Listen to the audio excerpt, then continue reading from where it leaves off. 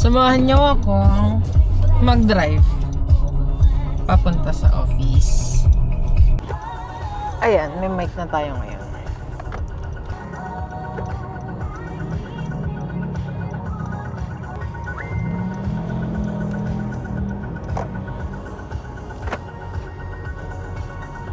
Tayo nagsusuklay. Pero yun nga, pag-usapan natin. Paano nga ba, ang ganda na, distracted agad. Paano nga ba ang kailangan mong paghandaan or i-prepare kapag ikaw ay bibili ng property sa Philippines? Either bahay or condo. So first, ang una mong kailangang alamin is magkano ba yung budget? Alam naman natin na hindi biro bumili ng property sa Philippines. Pero maganda kasi ngayon, marami ng mga payment terms na tinatawag ang mga developers. Dati daw kasi, hindi ka makakabili ng bahay or lupa ng wala kang ganito. Ano pa rin naman. Pero dati kasi, parang kailangan cold cash, meron ka. Pero ngayon, ang nare-review na lang ngayon kasi is credit standing mo para magtiwala sa iyo yung developer or yung bank para pahiramin ka ng pambili ng property. Kaya pag-usapan natin yan. So, ngayon, i-share ko lang to base sa mga na-experience ko na before. Kasi, first time ko kumuha ng property is way back 2017 pa. Grabe, ang sakit sa ulo nung kinuha kong property na yan. Parang may gas-gas. Pero ngayon naman, natuto na tayo so far. At natututo pa tayo dahil sa mga problema na experience natin. First, yung budget. So, syempre, alam mo naman yan sa perang pumapasok sa'yo or yung cash flow mo kung meron ka ba talagang budget para kumuha ng property. Importanteng meron ka talagang long term at saka meron kang resources na alam mong hindi agad mawawala. Aside dun sa trabaho mo or kung ang pinaka main income mo is galing sa salary, medyo hindi pa siya 100%. Depende na lang kung yung salary mo ay talagang sobrang kaya mong bumili ng property in 5 years, 10 years, ganun.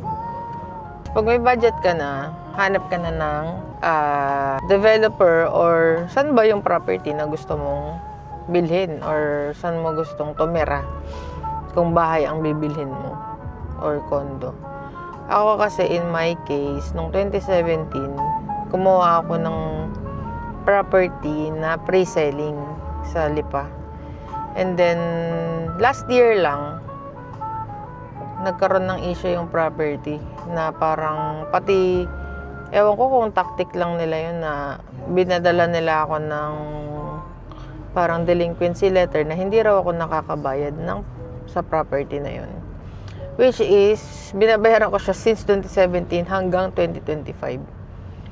Tapos yun, ang choice ko lang is i-refund ko yung lahat ng nabayad ko na pera or ilipat ko yung property na kuha ko sa ibang property na same developer din. So, ang developer yan yung mga tinatawag na yung sa Camellia, yung Villar Properties, tapos yung mga condo, yung SMDC, DMCI, sino pa ba? Mga Mega World, yan yung mga developer na tinatawag. So, sila yung may-ari ng mga properties na ibinibenta. So, for example, sa mga subdivision, meron silang malaking lupa, tapos hihahatiin nila yun, tapos gagawa sila ng mga model units ng bahay, tapos kada isang property na yan may tinatawag na TCP or Total Contract Price kapag binili mo siya. Pwedeng lupa lang yon, pwedeng house and lot yon, pwedeng parang lahat na yon or fully furnished, depende yun sa project. Sorry, ang ano kong magsalita kasi may tumutusok dito sa braces ko. Tapos, ano pa ba? Basta pag meron ka ng, alam mo na yung property na gusto mo bilhin or gusto mo terhan, tapos meron ka ng budget, ang next dyan is Pag cash maganda, kung meron kang pang cash, kudos sa'yo kung meron kang pang cash. Pero usually kasi sa panahon ngayon, mas marami na ang kumukuha ng mga properties na hulugan. Kasi kung magre-rent ka rin naman, ako perception ko lang, kung magre-rent ka rin naman, parang para sa akin tapon yung pera kapag nagre-rent. Unless na lang kung hindi mo siya binili ng property yung pera mo, tapos in-invest mo sa iba para may pambili ka ng sarili mo. Ibang yun. May mga ibang tao na kayang gawin yun. Pero sa mga katulad natin na lang, na maasa lang din ng main income is salary, ito yung naisip kong pinakamaayos or pinaka doable sa end ko na pagkuha ng property. Yung tatawag na loan. Utang, kumbaga. Tapos, pag meron ka ng property na bibilin, tapos meron ka ng pera, may budget ka na, kumbaga. Ngayon, aalamin mo ngayon is ano yung mga payment terms na meron yung developer. Meron kasing developer na hindi tumatanggap ng pag-ibig loan. Meron naman na bank loan, in-house financing, tapos yung pag-ibig. At may mga terms yun like 10, 15, 20, 25, 30. Minsan may 30 years pa. And depende ata yun. May mga criteria din yun for approval na minsan, may mga properties, hindi sila pumapayag ng 20 or 15 to 30 years na payment terms or yung mga bank kapag age ka na ng 40 plus, 50 plus, ganyan. Tsaka syempre yung sa income stream mo. Yan. Kailangan mong alamin yung mga bagay na yun. Kung ano yung payment terms. Tapos syempre sa payment terms, dun ibibigay na ito yung amortization na na kailangan mo, or para kasing halimbawa, ganito yun eh. Halimbawa yung property na gusto mo is say 2 million. Usually yung 20% ng 2 million, yun yung tinatawag na down payment or equity na tinatawag, which is payable minsan ng on the spot na pwede ring installment kapag mga pre-selling yung property. Tapos, once na natapos mo na yung 20% na bayaran, so ibig sabihin, nakapag-down ka na dun sa property, complete mo na yon. Pwedeng cold cash yun, or pwedeng installment din, or payable for 1 year, 2 years, depende sa developer. Ngayon, pagtapos mo nun, yung 80% ng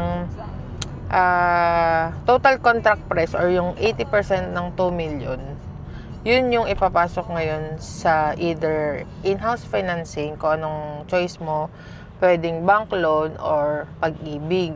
So, kailangan i-check mo sa developer if available yung mga payment terms na yun sa kanila.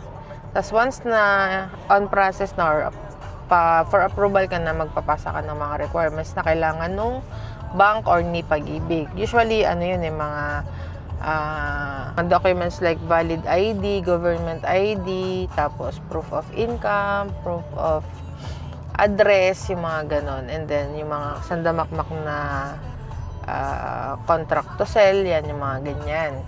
Kasi si developer at saka ikaw, kapag nag-down ka na, may pipirmahan kang contract to sell, andun lahat ng mga clause na yun, mga agreement, kumbaga, ng pagbili mo dun sa property.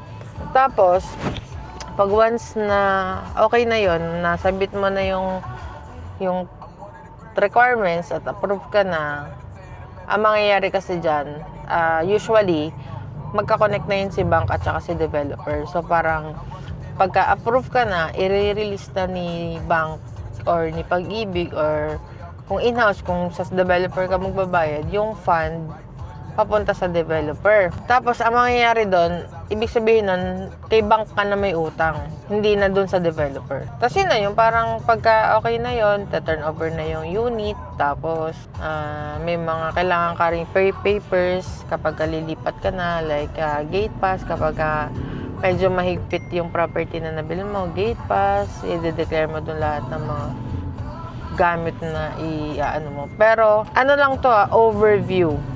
Kumbaga, ang dami talagang process na kailangan pagdaanan, lalo-lalo na doon sa processing ng documents kapag ipapasok na sa loan yung property. Kasi meron, kagaya sa akin, bank loan kasi yung akin.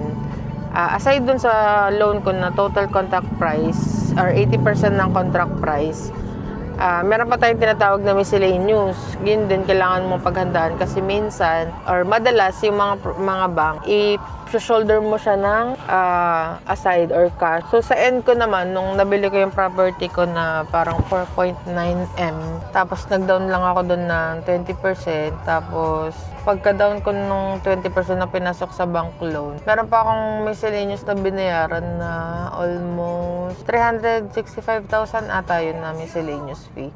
Part nun, napasok siya dun sa bank loan nung mismong property. Tapos yung excess dun, binayaran ko ng cash. I think parang nasa 200 plus ata.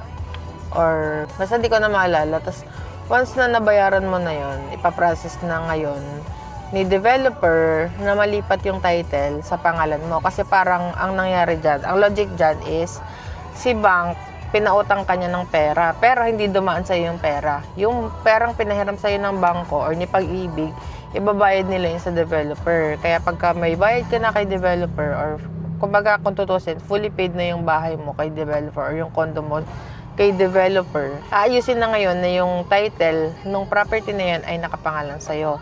Ngayon, once na nalipat na yung title dun sa property sa pangalan mo, hindi yun ibibigay sa'yo. Ibibigay yun sa bangko or sa Pag-ibig. Tapos, i-release lang yun pag fully paid mo na si bank or si Pag-ibig. So, parang ganun ang logic ng pagkuha ng property kapag ilo-loan mo siya. Kailangan mo rin i-take into consideration is kapag iti-turn over sa'yo yung unit. Ito yung pinaka-importante sa lahat kasi dito mo madedetermine kung gaano quality yung property na nabili mo. Pagka iti-turn over sa'yo yung unit, ang una mo i-check dyan is mag-invest ka na mag-rent or kung meron kang drone, better mag-invest ka na mapacheck ang roof. Kasi ito yung sakit ng ulo ko ngayon sa Camellia. Chinek ko yun before turnover. Hindi ko kinuha yung susi on the day na tina-turn over yung unit kasi ang dami ko nakitang issues. Unang chinek ko dyan yung bubong. Meron parang bakal na na-stay doon ng matagal. Na syempre pagka nangalawang na yun, ibig sabihin mawi-weaken nun yung pinaka-bubong, yung pinaka-yero ng bubong. Tapos, hindi ko pinirmahan yung turnover document. Hindi ko kinuha yung susi nung time na yun kasi gusto ko ayusin muna nila yun. Pangalawa yung tiles. Kapag kukuha ka ng property, kailangan mo i-check yung tiles. Kuha ka lang ng piso, tapos ituktukin mo lang yung tiles. Basta pagka kailangan solid yung tunog ng tiles. Kapag yan may kaltok, ibig sabihin, in the long run or in the next few months, aangat yan. Ibig sabihin, hindi solid yung pagkakadikit ng tiles. So parang kaya minsan may ma-experience kayo sa mga bahay-bahay nyo na umangat yung tiles or na-crack, ibig sabihin nun, umangat siya, hindi siya properly na nadikit. Tapos ito pa, yung pader. Ano yan, kailangan mo i-check kung waterproof ba or na waterproofing ba yung pader mo. Minsan may mga owner na sila na nag-shoulder parang pinapa-coat nila kasi minsan pag turnover na sa'yo yung unit, yung parang, basta pangit, basta pag pangit, alam mo naman yun yung standard ng quality na meron kapag nakita mo na siya in person. Tapos yung mga switches, pasira-sira yung mga switch ng bahay. Lavabo, yan, kailangan mo i-thoroughly check yan. Magpalik test ka ng super thorough. Akala ko nga thorough na yung pagkaka-check ko dun sa Camellia na bahay na nabili ko. Yun, isa pa yun. Pagka na-turnover na sa inyo yung unit, I would suggest wag mo na kayong magpa-renovate kasi try nyo muna siyang tirhan ng 6 months to 1 year. Kasi kapag tinirhan mo na siya, doon mo na talaga makikita yung mga sakit ng bahay. Kagaya ngayon, parang November na turnover, natirhan namin siya ng February kasi yung kuryente at tubig matagal din mag-process. Yun, isa pa yun sa mga kailangan asikasuhin. Pwede mo ding i-check yun sa developer, yung kuryente tubig, kung sila ba ang mag-aasikaso or ikaw. And then, ano pa ba? Ayun nga, yung pagkatira ko dun sa bahay, yan, naglabasan na. Itong ilang araw na bumagyo, partida yan Friday, Friday, Saturday, Sunday, Monday, 4 days na nag-uulan na 2 days na non-stop. Grabe, tumulo agad yung kisame. Wala pa isang taong nakatira. So, may mga properties na iti-check mo kung hanggang kailan yung warranty, paano yung claim, and pagka ganun na magki-claim ka na agad, wala na yan.